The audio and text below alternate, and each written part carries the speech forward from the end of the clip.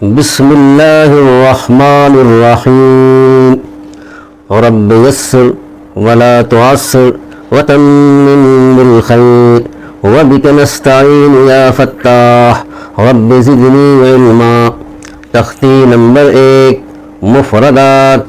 الگ الگ حرفوں کو مفردات کہتے ہیں، جیسے الف، با، تا، فا، جیم، حا، خا، دال، ذال، را، زا، سین، شین، صاد، ضاد، طا، ظا، عین، غین، فا، قاف، کاف، لام، میم، نون، واو، ہا، حمزہ، یا۔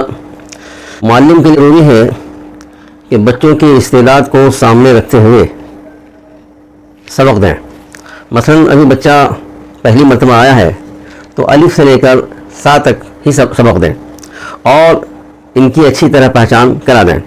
بلیک بورڈ ہو تو بلیک بورڈ میں لکھیں۔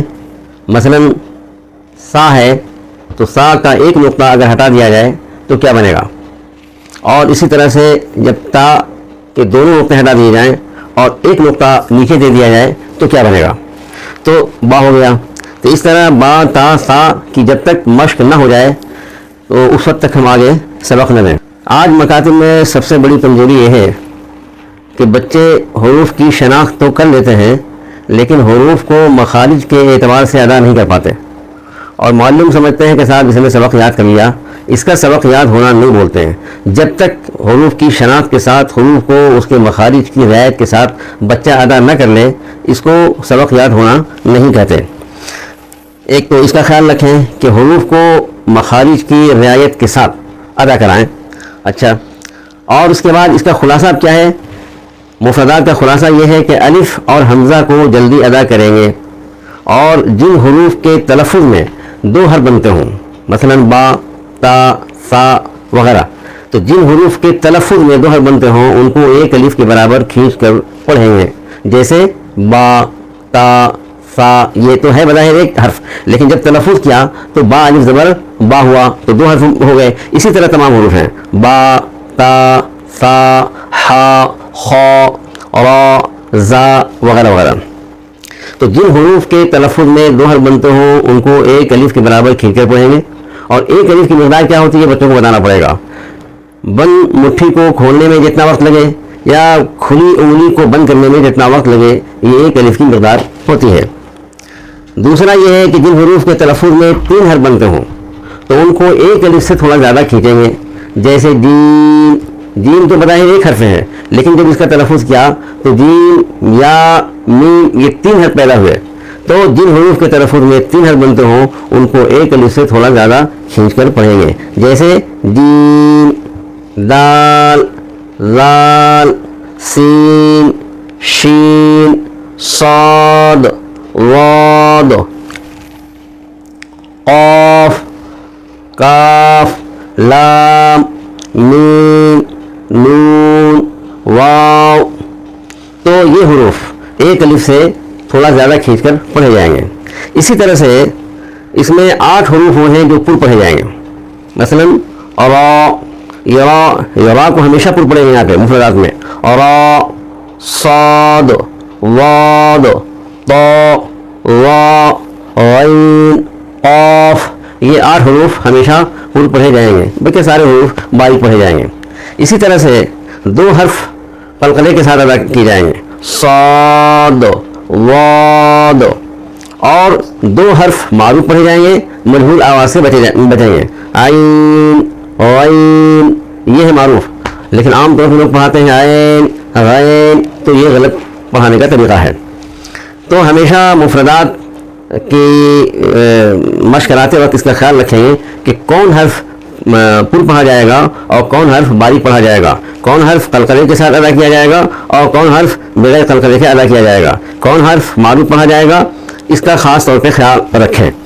اگر ہم نے ان کی اچھی طرح مشق کرا دی یہ 29 حروف ہیں، اگر ان کی اچھی طرح مشق ہو گئی تو یہ سمجھیے کہ 50% قرآن انشاءاللہ اس کا صحیح ہو جائے گا، کیونکہ انہی 29 حروف میں تمام قرآن کے الفاظ ہیں، تو اس کا خاص طور پہ خیال رکھا جائے۔ اب جب یہ سبق پہلا ہو گیا اور ایک لائن 2 لائن بچوں کی استعداد کے اعتبار سے ہم سبق دیتے رہے اور مکمل طور پہ مخارج کی رعایت کرتے ہوئے بچے نے سبق یاد کر لیا، تو اب آگے امتحان ہے۔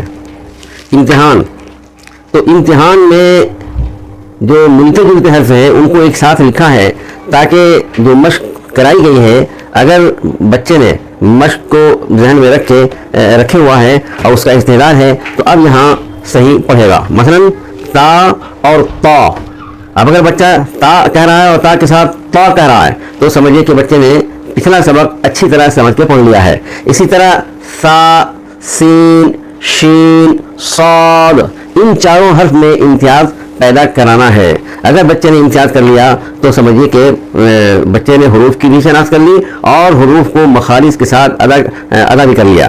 اسی طرح ہا اور ہا، ایک ہا ہے اور ایک ہا ہے، دونوں کو ادا کرتے وقت الگ الگ جو اس کا مخرج ہے اس مخرج کے ساتھ اگر بچے نے ادا کر لیا تو سمجھیے کہ اب اس کا قرآن انشاءاللہ کہیں بھی کسی بھی حصے سے قرآن پڑھے گا تو انشاءاللہ ان دونوں حرف میں امتیاز کر کے پڑھے گا۔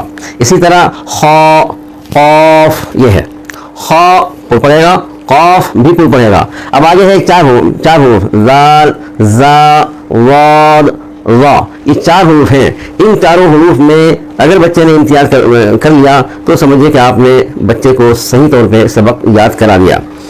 اور ایک ہے الف اور عین، الف اور عین دونوں کا مخرج الگ الگ ہے، تو ابھی چونکہ بچے ہمارے چھوٹے ہیں اور ان میں اتنی استعداد نہیں ہے کہ ان کو مخارج یاد کرائے جائیں، اس لیے مخارج تو یاد نہیں کرائیں گے لیکن مخارج کے ساتھ ان حروف کی مشق کرائیں گے۔ یہ ایک سبق ہوا، اور اسی کے ساتھ ساتھ مرکبات، یہ اب مرکبات بھی آ رہے ہیں۔